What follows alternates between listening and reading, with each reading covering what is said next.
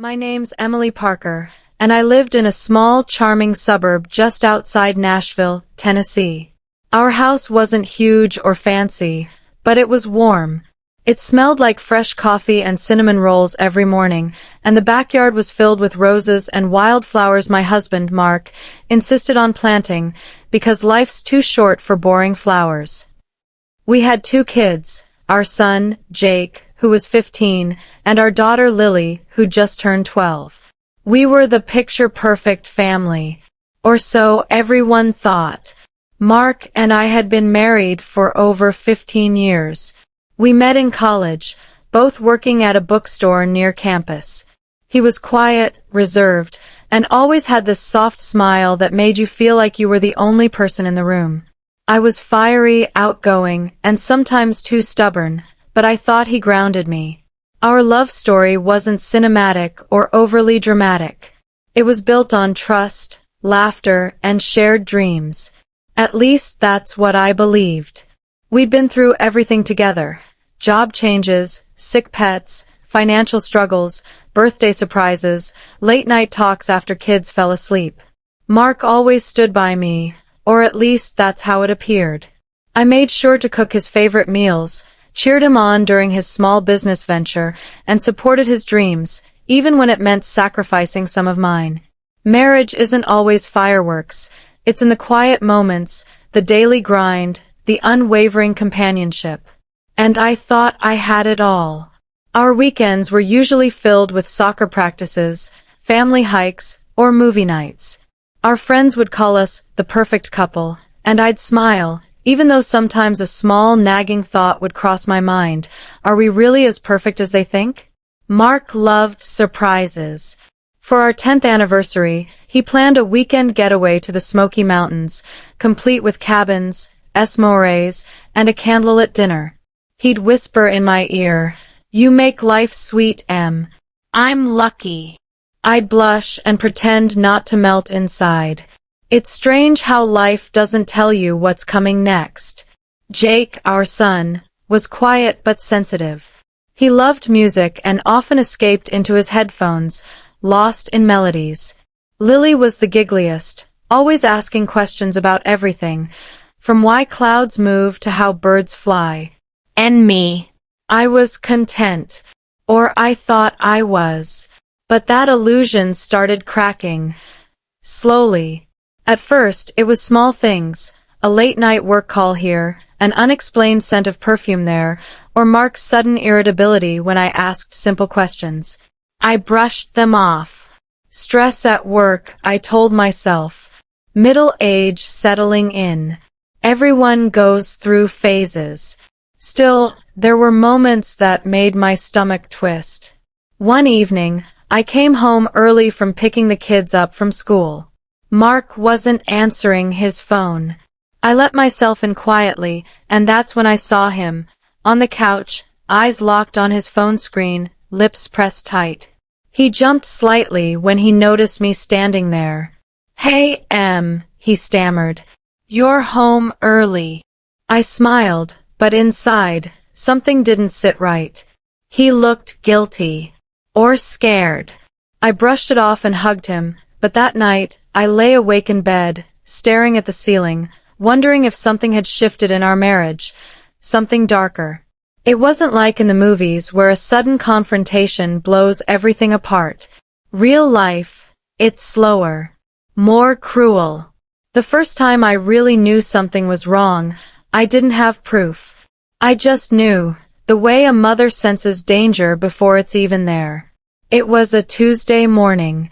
I woke before everyone else, brewed coffee, and sat at the kitchen table scrolling through messages on my phone. That's when I saw it. Mark's phone, sitting on the counter charging. It wasn't locked, because he always forgot to set a passcode. I stared at it for what felt like forever. My thumb hovered over it. I felt like I was about to step into a crime scene. I should have walked away.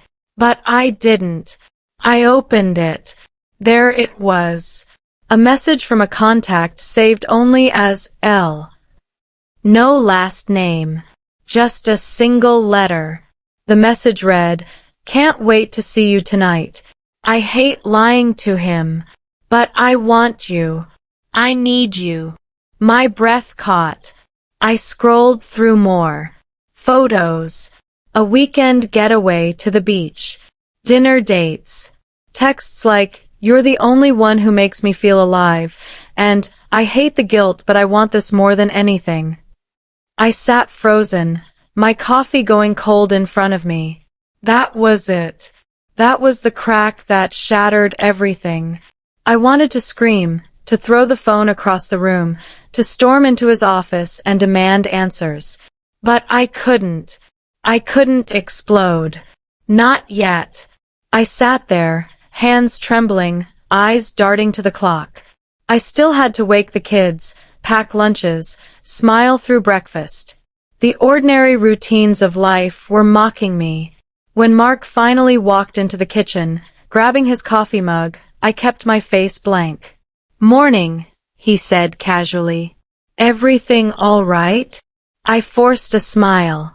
"Yeah, just sleepy." He grinned and kissed the top of my head like nothing was wrong. I wanted to scream.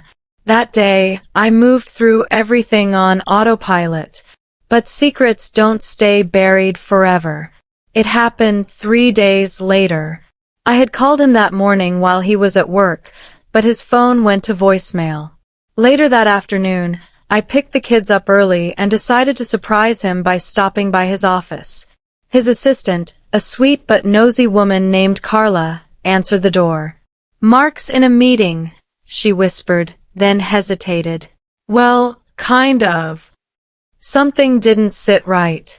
I walked past her desk toward the conference room. And there it was. Mark's door was cracked open just enough to hear the conversation. A female voice. Low. Intimate. "I know you feel guilty," she whispered. "But you deserve happiness too." Mark's voice, hoarse and full of yearning. I hate lying to Emily. But I can't help it." The sound of chairs shifting. Then a hushed laugh. I stood there, frozen. My body shook uncontrollably.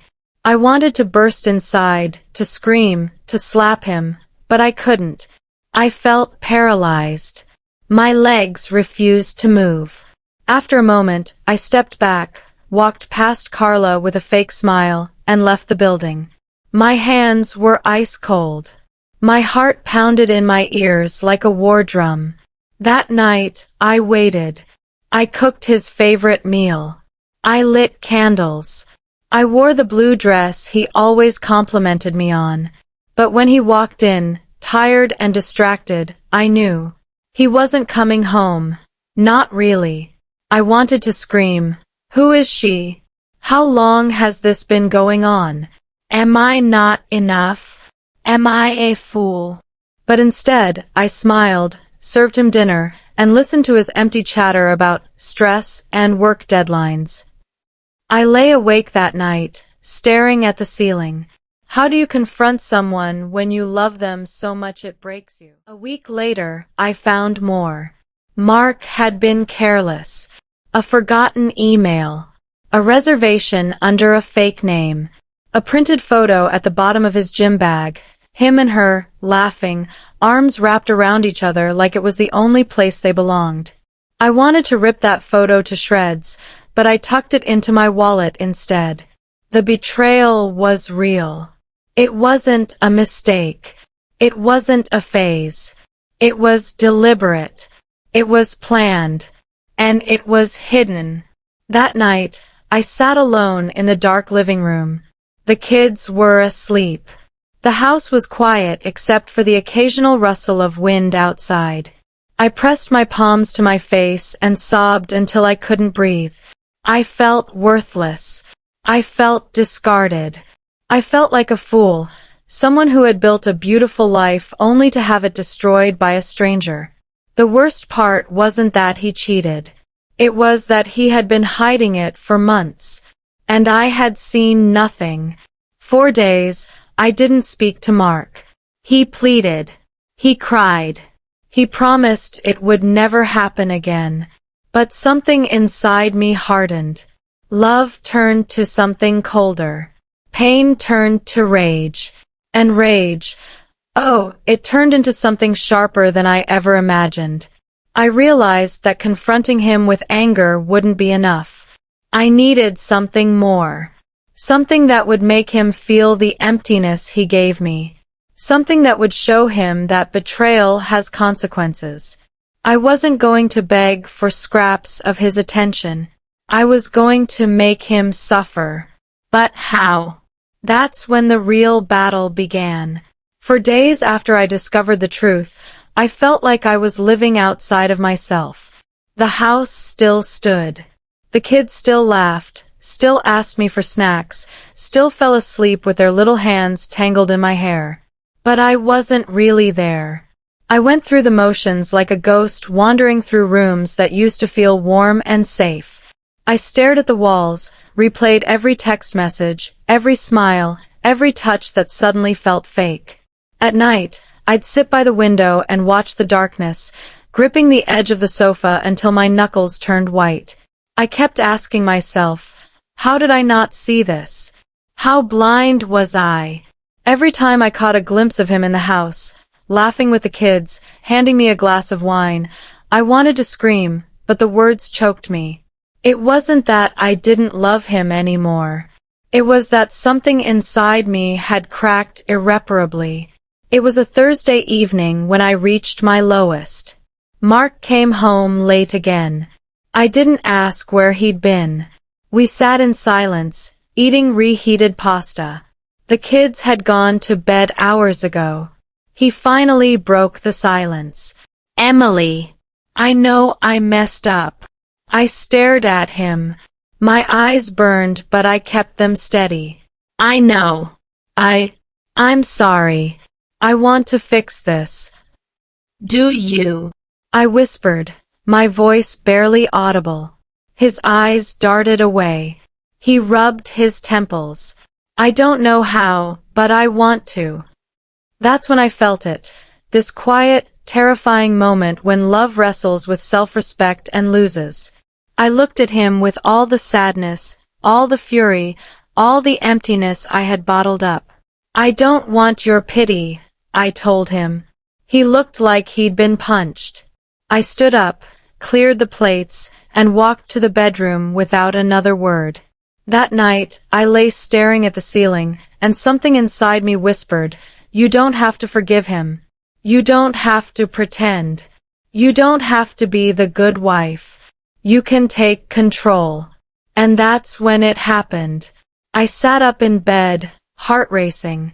What if I didn't just confront him with tears or anger? What if I made him feel the same pain? What if I took everything he cared about and left him empty? I wasn't thinking about breaking his bones or yelling at him in front of the kids. No, I wanted it to be slow, calculated. Something that would haunt him for the rest of his life. The idea felt terrifying, but strangely satisfying. I realized revenge didn't have to be messy. It could be elegant. It could be devastating. And it would be mine. The next day, I started quietly. I watched him more carefully than ever before. I knew his schedule better than he did. I tracked his messages when he left his phone unlocked.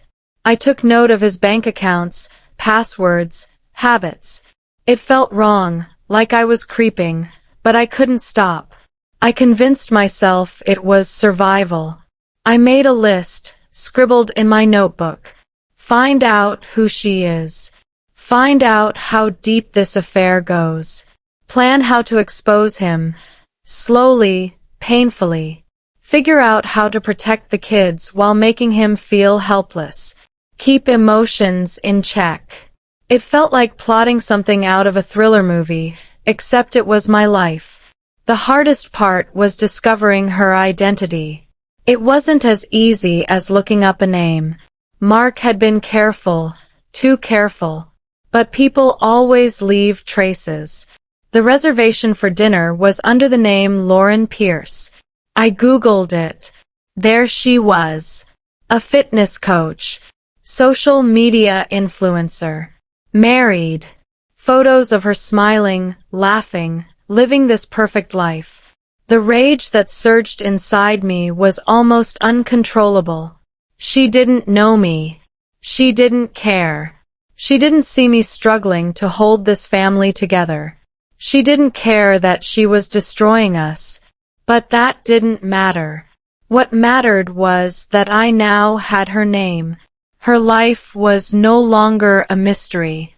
I began following her online, watching where she went, who she interacted with. It felt invasive, wrong, but I couldn't stop. Every night, I wrote in a journal. I poured out everything: anger, grief, fear, betrayal. I asked myself whether I wanted forgiveness or revenge. Every time I asked, the answer became clearer. Forgiveness felt weak. Revenge felt strong. I wasn't going to scream or break down. I was going to watch. And I was going to destroy them, one piece at a time. One night, staring at myself in the mirror, I whispered, "You're better than this, Emily." But another voice in my head snapped back. "Better? You've been blind for too long. He doesn't deserve better." I leaned closer, looking at the woman staring back at me. "She'll never see it coming," I whispered. And something inside me hardened further. I didn't want to rush. I knew that if I exposed him right away, he would crumble and apologize, and I'd feel weak again. No. I wanted it to unravel slowly. I wanted him to feel the anxiety, the paranoia, the helplessness. So I decided to start by controlling the financial strings. Mark and I shared joint accounts, savings, retirement funds. I always thought of them as ours, never worrying about how accessible they were to him. But now I traced every transaction. I set up alerts to track where the money was going. I started redirecting small amounts, just enough that it wouldn't trigger suspicion immediately. A few hundred here, a few hundred there. By the time he noticed something, it would be too late. The second part of the plan was far messier. I knew confronting Lauren directly would be too risky. Instead, I would let her secrets bleed out through other means. I began collecting screenshots, photos, conversations. I found threads where she talked about Mark openly, calling him the only escape from this suffocating marriage. I archived everything. I saved it. I whispered to myself, "This will be enough." One evening, after tucking the kids into bed, I sat at the dining table, sipping tea and staring blankly at the wall. That's when the final idea hit me. What if I didn't just expose them? What if I made sure the exposure destroyed everything he loved? His career, his reputation, his friendships. What if I made sure he never forgot the woman he betrayed? It wouldn't be loud. It would be slow. It would haunt him. I smiled. For the first time in weeks, I felt power again. The next morning, as Mark kissed me goodbye before leaving for work, I looked into his eyes. He smiled. "We'll get through this, right?" I nodded, my face calm. But inside, I whispered, "You don't even know how far this will go." It started small. At first, I told myself it was just gathering information. But after days of watching transactions, patterns began to emerge. Every Friday, Mark transferred money from the joint account to a personal one he kept for emergencies. I set up alerts, not suspicious ones, but quiet ones that pinged my phone only when the transfers hit a certain amount. The first time it happened, I stared at the numbers for minutes. $5,000. My hands shook. I felt this surge of adrenaline and fear. Could I really take this? Should I stop? But the other voice in my head, the one that whispered "You deserve this," grew louder. That night, after he fell asleep, I logged in and quietly redirected $3,000 into an account I had opened months earlier, under a new name. The next week, I moved $2,500. After that, I took $4,000 at once. Each time, I felt this twisted sense of satisfaction. It wasn't about the money. It was about control. It was about making him feel powerless without him knowing why. It didn't take long. Mark's eyes began to darken with stress. He'd log into his phone, frown, then log out. He stopped volunteering for weekend outings. He became irritable. One night, I overheard him whisper to Lauren over text. "I don't get it. Everything's fine. But it's like I'm losing control." I smirked. Let him wonder. Let him question. The paranoia was delicious. After gathering screenshots, messages, and locations, I began building the next phase. I knew that revealing the affair would hit him hardest if it came at a time when his support system, his family and friends, would be forced to see him unravel. I started by sending anonymous emails to a few close friends of his. The subject line read, "You deserve to know the truth." The body contained screenshots of conversations, pictures of him with Lauren at a cafe, and details about his second bank account. I didn't sign it. I didn't need to. Within days, his closest friends began avoiding him. One of his business partners stopped returning his calls. Another sent him a message. "You really messed this up, Mark." Mark worked in real estate, where reputation meant everything. I created a fake profile, posing as a client he had deceived in the past. I posted negative reviews online, detailing lies and broken promises. I made sure to include details only insiders would know, things I had seen in old emails, receipts, or overheard conversations. Soon, his agency started receiving angry calls. One client demanded a refund. Another threatened legal action. Mark's boss pulled him aside. "Everything okay at home?" he asked, eyes sharp. Mark's hands trembled. I watched from across the room, sipping coffee as if nothing was happening. I wasn't done. I reached out to his wife's family, the very people who thought their marriage was perfect. I sent them photos of him with Lauren, along with a note. "Your son-in-law isn't the man you think he is." The shock was instant. Mark's wife called him in tears. "I trusted you," she sobbed. "I can't believe you." Mark's world was collapsing. And I didn't even have to be present. Mark had a big fundraiser planned, a charity event that would determine his promotion. He was depending on it to reclaim his reputation. That's when I made my final move. 2 days before the event, I sent an anonymous package to the event coordinator. Inside was a flash drive. It contained videos of him with Lauren, candid shots from a getaway resort they frequented, complete with timestamps and incriminating conversations. The coordinator didn't open it immediately. But on the night of the event, as guests mingled, someone played the footage on a screen. The room fell silent. Whispers.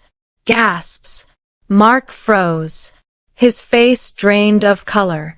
His career imploded right there in front of hundreds of people. That night, I sat by the window, watching the house from a distance. The police were called. The media swarmed. His name flooded social media feeds. He barely slept. He barely ate. His phone never stopped ringing. And he kept calling me, but I didn't answer. Through all of this, I made sure the children were shielded. I never let them overhear. I kept their world intact. I still tucked them in, read bedtime stories, and smiled through tears. They didn't need to carry the weight of their father's betrayal. This wasn't about punishing them.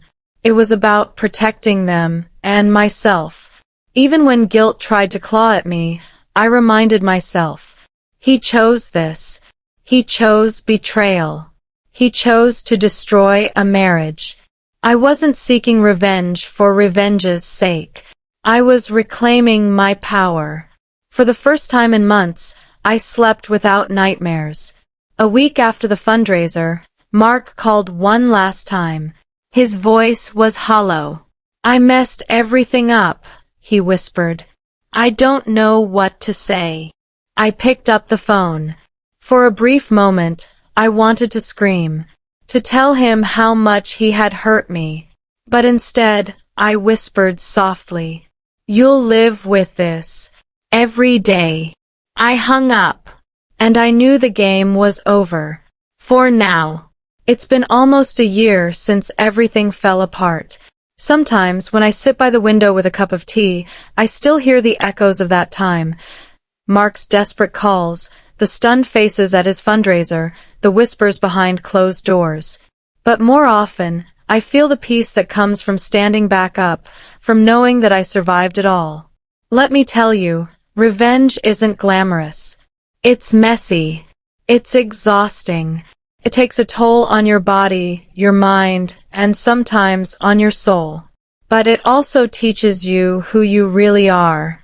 For months after everything unfolded, the silence was suffocating. Our house felt empty. The walls echoed with memories, both good and bad. The kids asked questions, their eyes wide and confused. "Where's Daddy?" "He's not coming for a while," I'd say softly, holding them tight. I couldn't let them see the pain, the bitterness in my eyes. I became the calm anchor. I became the mother they could trust. But at night, when they were asleep, I let myself feel everything. I cried into my pillow. I whispered apologies, to them, to myself. I wondered if I'd gone too far. Had I crossed a line? Was I becoming someone I didn't want to be? That's the hardest part. When you fight fire with fire, you risk burning yourself. There were nights I lay awake, questioning every decision, replaying every screenshot, every email, every move. I'd ask myself, is this what love has come to? A battle of destruction? And then I'd remember. The way he smiled at Lauren while pretending to comfort me. The way he avoided my eyes when I asked questions. The way he drained our savings without a second thought. He broke trust. He abandoned us. He chose selfishness over family. I had every right to fight back. Rebuilding wasn't easy, but it was possible. I leaned on friends I'd kept at a distance for too long. I went to therapy, where I learned to face the anger without letting it control me. I started working again, part-time at first, then full-time. Every dollar I earned felt like a step toward reclaiming myself. I enrolled in a parenting group for single moms, where I met other women who had faced betrayals far worse than mine. We shared stories. We laughed. We cried. And slowly, the shame dissolved. It wasn't about being a victim anymore. It was about being a warrior. I've heard through mutual friends that Mark's life hasn't been easy. He lost clients. He lost respect. His marriage ended in divorce. He moved to another state to start over. I don't hate him. That sounds strange, maybe even cold, but it's true. I realized that hate only chains you to the past. Letting go, forgiving, not for him, but for me, that's what finally set me free. Sometimes I wonder if he thinks of what happened. I hope he does. I hope he remembers the faces he shattered. But I also hope he learns from it. That's what karma is to me, not revenge served cold, but life teaching you what you put into it. If there's one thing I want other women and men to understand, it's this. You don't have to be a victim. Pain will come. Betrayal will sting like fire. But you don't have to let it define you. You can fight back. You can stand tall. You can rebuild. You can protect those you love while still healing yourself. And revenge, while tempting, is a tool. Use it wisely. Use it not to destroy, but to reclaim your dignity. To teach, to stand up, to show that you are not weak. Today, I'm stronger. I've learned to laugh again, not because everything is perfect, but because I'm finally in control of my story. The kids are thriving. We go on little adventures, explore parks, paint, dance in the kitchen. I watch them grow, knowing that their mother survived something that could have broken anyone else. And sometimes, late at night, when the house is quiet and the stars are out, I whisper to myself, I am enough. That's the real victory. Not the screenshots. Not the money. Not the ruined reputation. The real victory is standing in your truth, scars and all, and still finding the courage to move forward. This is my story, and it's far from over.